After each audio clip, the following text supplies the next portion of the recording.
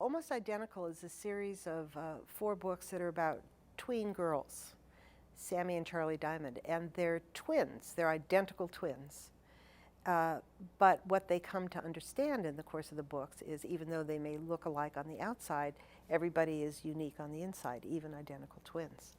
And the idea of it first, it actually came from reality. My oldest son went to school, starting in preschool, with a set of identical twins.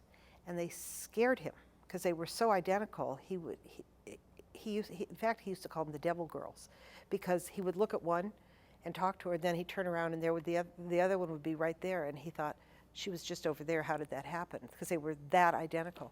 So as I watched these girls grow up, they differentiated themselves. So it was very interesting to me to see how these two people with the same genetic makeup differentiated themselves, developed their own identities.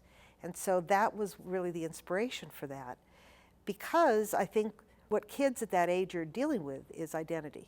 And so that series finds the girls as they're going into 7th grade and as they're starting a new school. This is their moment to do that. And following in the footsteps of these real twins I know, one girl wants to identify with the kind of it crowd, and the other wants to identify with a group that they call the Truth Tellers. They're sort of a drama group, and they're improvisational, and they express their true feelings. And they, of course, as sisters, bump into each other because the kids who are sort of the athletic jockey, boy-interested girls make fun of the kids who are more alternative, and the other way around. So it's a way of exploring assuming different identities, experimenting with different identities, and in the end they're sisters and they love each other. So in the end, it was a good metaphor for people coming to understand that you can choose a different path and still love each other and not have to be critical of each other.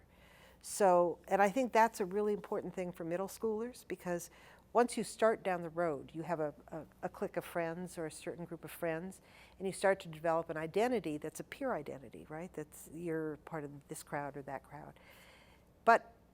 And that's fine. But first of all, you can be fluid. You can go from one to the other. No person is just one thing. And you don't have to be critical of the other. Everyone is struggling. When you're 11 and 12 and 13, everybody is struggling with identity. Nobody has it easy. We're all searching to answer that question. Who am I? And where do I feel comfortable? And what's easy for me? Where's the best fit?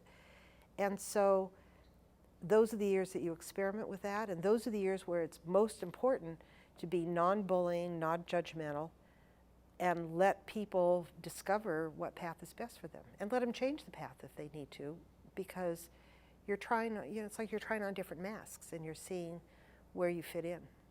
So that's what inspired that. And my experience, and I speak to schools a lot about that series, and the kids really relate to those issues.